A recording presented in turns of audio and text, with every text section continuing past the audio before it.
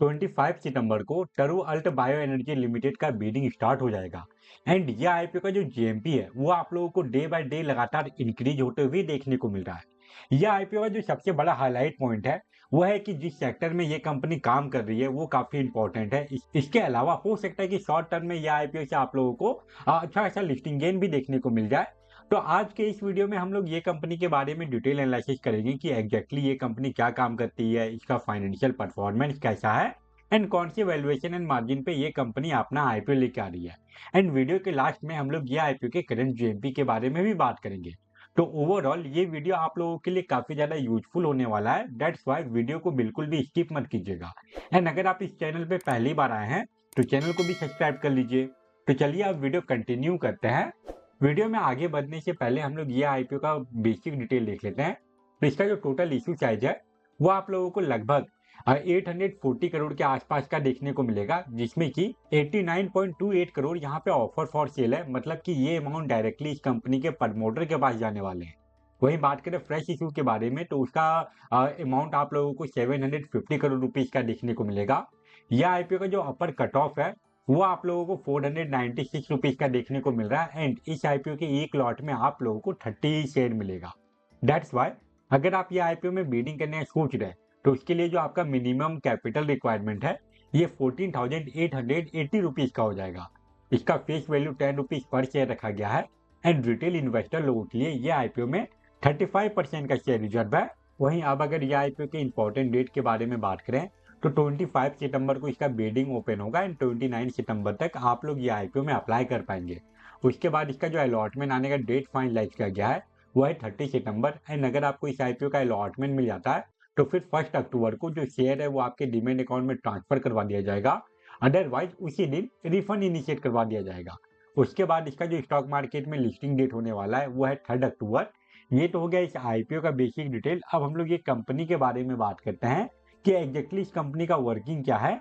Taru alt bio energy limited 2021 में incorporate हुई थी। मतलब कि ये कंपनी को फॉर्म हुए ज्यादा टाइम हुआ नहीं है, सिर्फ 4 साल से ये कंपनी काम कर रही है। एंड ये कंपनी बायोफ्यूल का प्रोडक्शन करने का काम करती है, जिसमें कि इनका जो फोकस होता है वो एथेनॉल सेक्टर में है। एंड पर डे का जो इसका प्रोडक्शन कैपेसिटी है वो हम लोगों को 2000 किलो लीटर का देखने को मिल रहा है। फिलहाल इसके प्रेजेंस के बारे में बात करें तो इसका जो मार्केट परसेंटेज है, मार्केट शेयर है, वो आप लोगों को 3.6% का देखने को मिल जाएगा। एंड ये कंपनी जो इथेनॉल प्रोडक्शन का जो काम करती है वो कर्नाटक से करती है। यह आईपीओ इंपॉर्टेंट इसलिए लग रहा है क्योंकि बायो एनर्जी में जो इसका मेन फोकस है वो आप लोगों को इथेनॉल वाले सेक्टर में देखने को मिल रहा है। एंड चांसेस बहुत ज़्यादा है कि आने वाले टाइम में जो नॉर्मल फ्यूल है उसमें भी इथेनॉल का ब्लेंडिंग आप लोगों को ज़्यादा देखने को मिले। ओवरऑल ऐसी कंपनियां जो कि बायोफ्यूल खास करके जो इथेनॉल प्रोडक्शन का काम करती है वैसे कंपनियों में लॉन्ग टर्म में काफ़ी अच्छा ग्रोथ आ सकता है। वहीं अब अगर हम लोग ये बात करें कि ये कंपनी का आईपीओ लाने के पीछे का ऑब्जेक्टिव क्या है, आईपीओ से जो फंड मिलने वाला है इस कंपनी को उसका ये क्या यूज करने वाली है। आईपीओ से जो फंड मिलेगा उसमें से एक बड़ा हिस्सा मतलब कि 425 करोड़ रुपीस ये कंपनी वर्किंग कैपिटल रिक्वायरमेंट के लिए यूज करेगी। उसके बाद लगभग ये कंपनी 151 करोड़ रुपीस का यूज करने वाली है अपने आप को एक्सपेंड करने के लिए, जिसके बाद ये कंपनी का जो प्रोडक्शन कैपेसिटी है उसमें आप लोगों को 300 किलो लीटर पर डे का इंक्रीमेंट देखने को मिलेगा। एंड उसके बाद जो अमाउंट बचेगा वो जनरल कॉर्पोरेट पर्पस के यूज में आएगा। अब हम लोग आ चुके हैं ये वीडियो के इंपॉर्टेंट पार्ट पे जो कि इसका फाइनेंशियल परफॉर्मेंस। एंड यहाँ पे जो डाटा दिया गया है ये फाइनेंशियल ईयर 2023 से लेके फाइनेंशियल ईयर 2025 तक का डाटा दिया गया है। यहाँ पे आप लोगों को ये कंपनी के रेवेन्यू में तो ईयरली बेसिस पे लगातार काफी अच्छा ग्रोथ देखने को मिल रहा है। बट अगर हम लोग इसका नेट इनकम देखें तो उसमें 2023 से लेकर 2024 के बीच में थोड़ा सा गिरावट आया था।